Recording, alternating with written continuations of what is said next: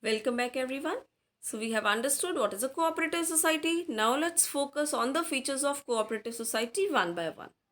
Voluntary membership, legal status, limited liability, control and service motive. We will understand all these points. Voluntary means which is as per the own willingness and wish. So cooperative society is such a form of business organization where at least 10 adult members will come voluntarily initiate the business organization. They will come and they will have free membership. The members need to serve a notice before leaving the firm. Members can be of any religion, any caste, any gender, and any occupation. They might be earning their money from their jobs, from their businesses. Any of the 10 adult members who feel like helping these members of the society, they may willingly come and join the organization. So this is called because they are coming willingly, that is called the voluntary membership. Second feature is it has a legal status because the registration is compulsory under the Cooperative Societies Act 1912. This accords a separate identity to the society, making it separate, making it distinct from its members. So, members of the cooperative society and the cooperative society itself, they are not same. Members may join as per their willingness, they may leave as per their willingness, but at least 10 members should be there.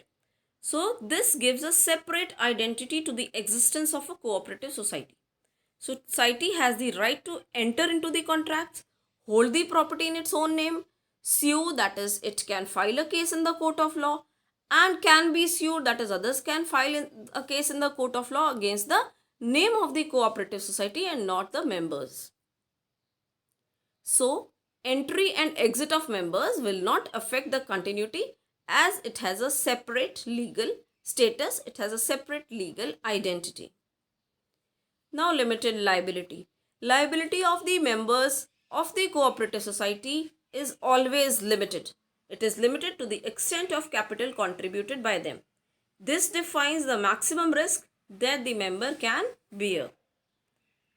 Control. The power to take the decisions lies in the hands of the managing committee elected by the members of the society, and this is done on democratic basis, that is one man one vote.